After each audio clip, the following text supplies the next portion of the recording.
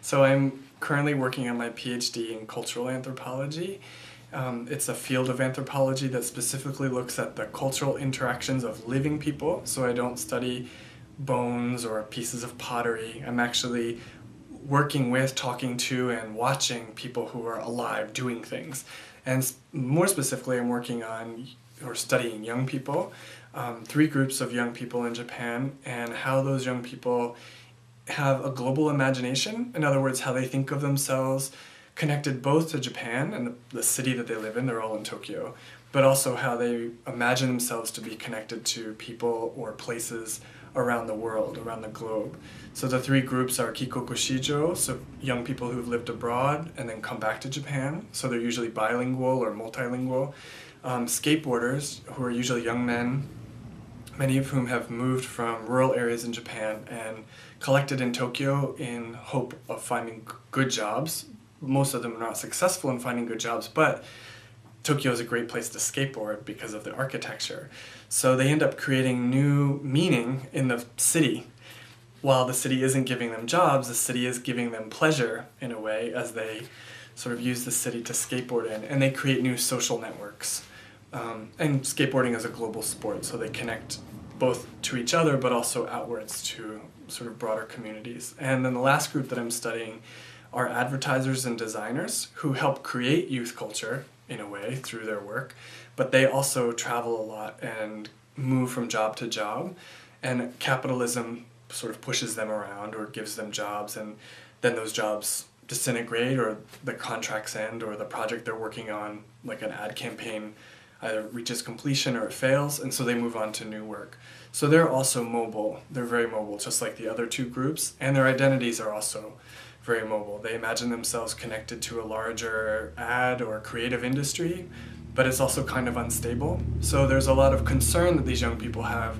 At the same time, there's a lot of interesting things for us to think about in terms of what these young people offer to our own futures, in terms of both members of different nations, but also as parts of global communities that are shifting and changing around us.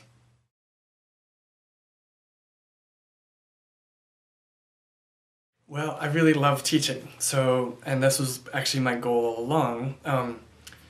I don't imagine myself to be a sort of normal educator, and I'm not comfortable being restricted by normal classroom boundaries or curriculum, but I do hope that the PhD helps get me in the door, but I really would like to continue working with young people as an educator and helping young people develop critical thinking skills, and also to help them work on connecting the things that they do every day and the abilities that they have, and how those abilities may impact sort of larger issues in the world around them, whether it's sustainable agriculture, the relationships between different racial groups, gender issues, queer politics.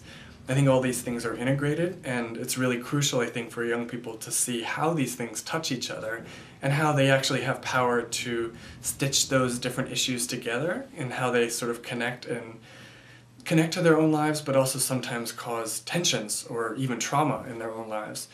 With critical thinking skills, you often then develop the ability to sort of parse problems or see how different issues are compounded once they start touching one another or sort of ramming into each other maybe.